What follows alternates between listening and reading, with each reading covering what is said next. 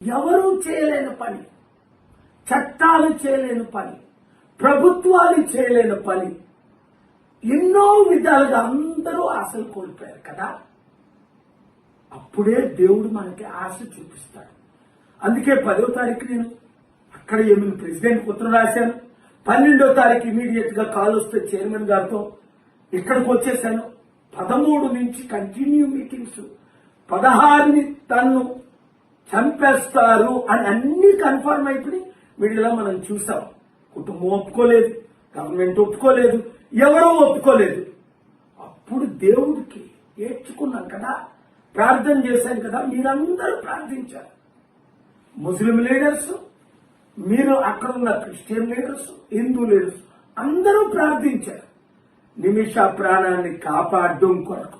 అలాగే అనేక ప్రాణాలు మనం కాపాడాలి, ఇదొకటే కాదు. కానీ దీని ప్రాముఖ్యత ఏంటి అన్నది తర్వాత మీకు అర్థమవుతుంది. ఇది ఎట్లా జరిగింది అన్నది మీకు తర్వాత అర్థమవుతుంది, ఇప్పుడు కాదు. ఇప్పుడు ఆ కుటుంబాన్ని అందరికీ నేను వందనాలు చెప్తున్నాను. ముఖ్యంగా మీడియా మిత్రులు, మీరే కానీ ఇది హైలైట్ చేయకపోతే నాకు తెలియకపోతే, అసలు నాకు తెలిసిందే ఢిల్లీలో ఒక సీనియర్ మోస్ట్ మన తెలుగు మీడియా మిత్రుల ద్వారా.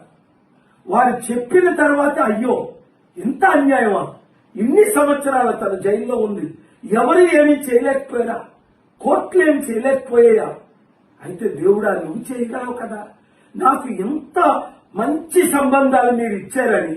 అందుకే నేను సీక్రెట్ గా వచ్చిన తర్వాతే ఇంకా సక్సెస్ అవుతున్నా మీరు ప్రార్థించాలన్నప్పుడే నేను మీకు వీడియోలు రిలీజ్ చేశాను. అందుకని 5 గ్రూపులకి, అటు గ్రూపు ఇటు గ్రూపు, నాకు హెల్ప్ చేసిన ప్రతి ఒక్కరికి వందనాలు చెప్తున్నాను.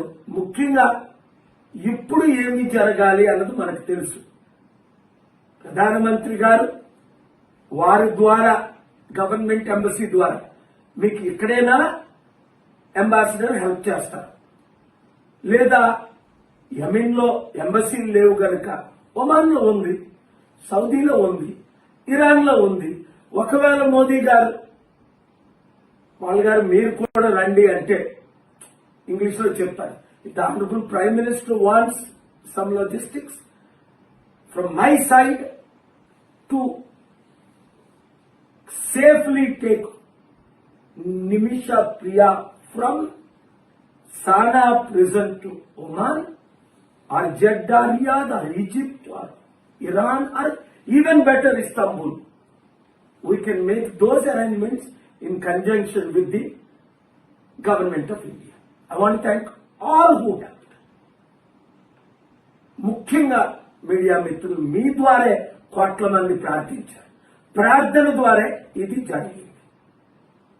మీరు అందరికీ రీచ్ అయ్యేటట్టు ఈ మంచి న్యూస్, ఎందుకంటే టెన్షన్ లో ఉన్నారు అందరూ, ఇప్పుడు టెన్షన్ ఫ్రీ చేయండి. Thank you.